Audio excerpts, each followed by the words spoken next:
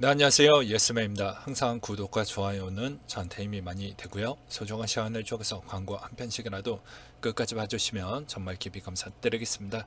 그리고 제 영상의 속도가 마음에 들지 않으신 분들은 영상 상단 또는 하단에 속도 조정기가 있으니 잘 참고하셨으면 좋겠습니다.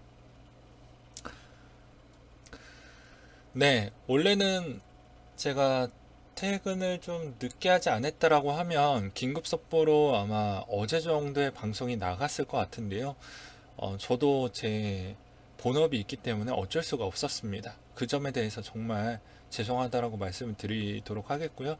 그래도 지금이라도 왜 하락을 했는지, 그리고 어떤 이슈들이 있었는지에 따라서 좀 정리를 해드리는 게 바람직할 것 같아서 이 시간대에 속보를 올리게 되었습니다. 이런 내용들이 있다 보니까 이런 내용들이 언제 정도의 안정화가 되는지를 필히 비트코인과 접목시켜 가지고 보시면 아마 도움이 될 것 같으니 꼭 기억을 많이 해 두셨으면 좋겠습니다. 일단 유럽에 대한 코로나 2차 확산기가 늘어나고 있는 실정이다라고 해서 각 국가별에 대한 위치의 그 그래프 추이를 보게 되면 꽤 많이 늘어나구나 라는 걸 알 수가 있습니다. 근데 여기에서 주로 신경을 써야 되는 추이는 무엇일까요? 당연히 GDP 규모가 가장 큰 국가별 추이를 봐야지 않을까요? 그렇기 때문에 요 부분, 그리고 요 부분 정도 좀 유심하게 좀 봐야 되지 않을까 싶습니다.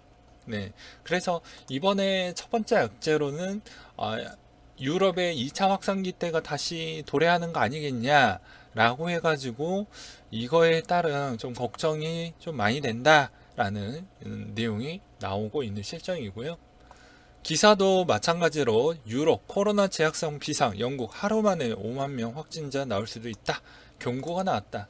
라고 해서 영국 현재 코로나 감염 치밀마다 2배씩 늘어나고 있으며 경보체제 3단계에서 4단계로 격상 중이고 독일로 재확산 조짐에 긴장 중이고 스페인 주말 새 신규 확진자가 3만 명 이상 나왔다 라고 되어져 있습니다. 그래서 이 내용을 더 디테일하게 보여드리고자 해서 이 자료를 준비를 했고요. 저번에도 저저번에도 매번 실시간 방송을 할 때마다 말씀을 드리기도 했습니다. 한국은 2차 확산기 부분은 그렇게 크게 오진 않을 거지만 유럽과 미국에 대한 그런 코로나에 대한 인식은 감기 수준으로 생각하시는 분들이 꽤 많이 있었기 때문에 그쪽 나라 분위기가 그랬다라는 거예요.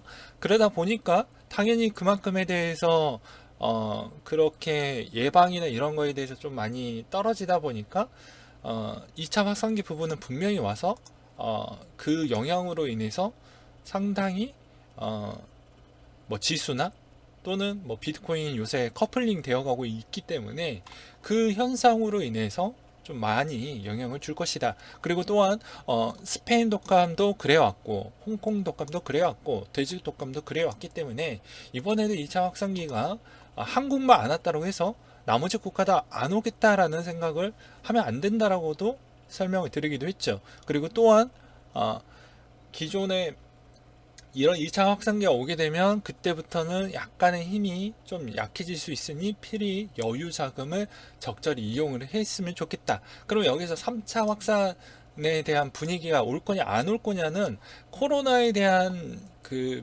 변종이 와야 됩니다. 여기에서 이제 변이와 변종에서 또 헷갈리신 분들이 있을까봐 정리를 드린다고 하면 변이는 아직 이 코로나라는 바이러스가 완벽하게 진화를 해서 한 단계 업그레이드가 되지 않았다라는 부분인 거고요.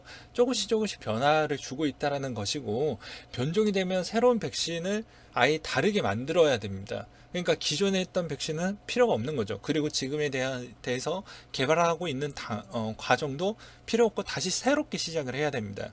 근데 현 시점에서는 변이만 있었지 변종까지는 아직 안 했기 때문에 여기서 또 포인트는 내년에 변종이 나오냐, 변종이 나오지 않느냐, 이런 측면에 있어서 좀 바라볼 필요성이 있지 않을까 싶고요. 현재 전체 지수에 대한 흐름은 뭐 유럽, 미국, 그다음에 아시아 지수 이런 쪽을 또 보게 되면 대부분 뭐 나이키 형태로 이렇게 올라오긴 했지만 앞으로 추이가 여기서 얼마만큼 눌리느냐에 따라서 좀 많이 변할 것 같기도 합니다. 그래서 추세적인 측면은 뭐 시나리오 1, 2, 3라고 하지만 저는 개인적으로 시나리오 2를 계속 지향하는 바이고요. 아마 이런 형태로 계속 나갈 것으로 보여집니다. 그래서 미국의 앞으로 이제 높으신 분들에 대한 결정권은 아마 남아져 있는 것 같습니다. 저번에도 말씀드렸다시피 기존의 양적 완화 플러스 QE 플러스 이제 토탈 케어라고 해가지고 TC를 하는데 이것을 이 카드를 조금씩 줄이면서 이쪽으로 바꾸고 있는 추세라고 이야기를 많이 했죠. 근데 분명 2차 확산기가 도래를 한다고 하면 둘 다 쓴다라고 이야기를 했습니다. 그러면 진정한 버블 효과가 나오는 하반기 시점이 도래를 할 수가 있는 측면이 있다 보니까 이 시점에 있었을 때 상당히 공포감을 느끼실 수도 있겠지만 오히려 반대로 이번에 연준에 대한 또 조만간에 발표나 그런 걸 하게 되었을 때 이런 장치들을 어떻게 또 확대를 할 것이냐 아니면 기존 스탠스대로 그대로 갈 것이냐 이런 걸 좀 유심히 보시면서 가셨으면 좋겠습니다. 근데 그 전에 모든 전문가들이 이제 분석을 했었을 때는 QE를 2, 3분기 때 이제 TC 비중을 좀 늘리면서 QE를 조금씩 낮췄거든요. 그렇기 때문에 아마 하반기 때 이게 2차가 오면 둘 다 쓴다라는 사람들이 대다수였습니다. 그게 맞으면 우리한테 땡큐인 거고요. 그렇지 않았을 경우에는 조금 더 생각을 해볼 필요성이 있을 것 같습니다. 그 다음으로는요, 한 커뮤니티에서 먼저 올라왔던 내용인데 대략 제가 알고 있었던 시점이 19시 정도 때였습니다. 어제 19시 정도. 근데 커뮤니티에서도 올라오기 시작을 하면서 이제 이게 기사가 나오기도 했었는데요. 그게 무엇이었냐면 유럽에서 2조 달러에 대한 돈 세탁이 발견이 되었고 이게 트럼프 선거 캠프와 뭐 연결이 되어져 있다. 그랬기 때문에 유럽 지수가 5분 만에 2%가 빠졌고 연쇄적으로 전 세계 자산들이 폭락을 시작을 했다. 이게 두 번째 이번 하락을 주도하게끔 만들었던 이유가 그거라고 하시는 분들이 되게 많이 있었습니다. 그래가지고 한국 돈으로 보면 2,300조 원 정도가 되는데요. 이 영향이 또 도이치뱅크 쪽과도 연결이 또 되어져 있는 거 아니냐라는 이야기가 나오면서 또 상당히 도이치뱅크도 많이 빠지기도 했습니다. 여기에서 또 도이치뱅크만 또 연결이 되어져 있는 건 아니고 뭐 JP모건, HSBC, 스탠다드 형태로 또 이게 또 연결이 되어져 있다 보니까 상당히 이게 어떻게 흘러갈지는 좀 잘 모르겠어요. 아무튼 미 인터넷 매체 버즈피즈가 공개한 미국 재무부 금융범죄 단속 네트워크 의심활동 보고서의 다단계 금융사기업체 관련 신고 보고서 부분을 여기서 보시면 알 수가 있게 되겠고요. 그렇기 때문에 이게 또 어떠한 결과값을 또 줌으로써 현 금융 상태가 별로 좋지 않은데도 불구하고 이 시점 왜 굳이 이 시점 때 나오면서 우리가 상당히 또 고민을 또 크게 만드는지 모르겠습니다. 그래서 코로나로 인해서 금융의 체력을 좀 많이 깎아 먹었는데 여기에서 이런 기존에 있는 금융들이 또 많이 휘청휘청할 수 있을 만한 여러 가지에 대한 명분적 근거가 만들어졌기 때문에 앞으로 이거에 대한 진행 과정이 어떻게 풀어나가는지도 좀 우리는 유심하게 좀 봐야 되지 않을까 싶네요.